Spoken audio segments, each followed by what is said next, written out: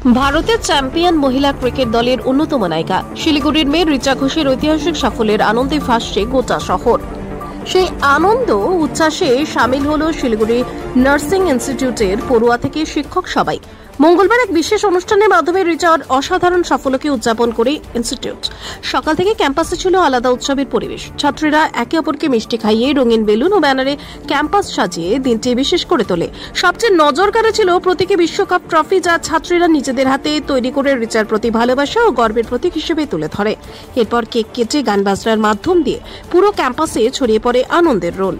Pragati nursing college and school. এখানে শিক্ষা মানে কেবল ডিগ্রি নয়, এখানে শেখানো হয় মানবতার পাঠ। 3 বছরের জিএনএম কোর্স এবং 4 বছরের বিএসসি নার্সিং, আধুনিক ট্রেনিং, অভিজ্ঞ গাইডেন্স, 100% প্লেসমেন্ট, সবই একই ছাদের নিচে। ঠিকানা রানীডাঙ্গা, কালারাম, শিলিগুড়ি। প্রগতি নার্সিং কলেজ অ্যান্ড স্কুল, শিক্ষা, সেবা, সাফল্যের প্রতিশ্রুতি। আমাদের জন্য একটা অনেক বড় ব্যাপার, বড় achievement as a women, as a girl. কারণ আমরা দেখে এসেছি যে আগের থেকেও কি হতো, যে ওমেন বললে বা মেয়ে বললে তাদেরকে অনেক নিচু ভাবা হতো। আগে যেমন অনেক কিছু প্রথা ছিল, সতীদাহ, যাই হোক এটা, তো সেখান থেকে আমরা অনেকটা বেরিয়ে আসতে পেরেছি। এখন দেখা যাচ্ছে যে অনেক ইন্টারন্যাশনাল গেমস গুলো যেমন হয়, যেমন এশিয়ান গেমস, তারপরে অলিম্পিক হয়ে গেল। এখন ক্রিকেট টিমেও আমরা না শুধু আমরা পার্টিসিপেট করেছি, ইন্ডিয়ার হয়ে ইন্ডিয়ান টিম জিতে এসছে, তাই না? সেটা অনেক বড় একটা ব্যাপার।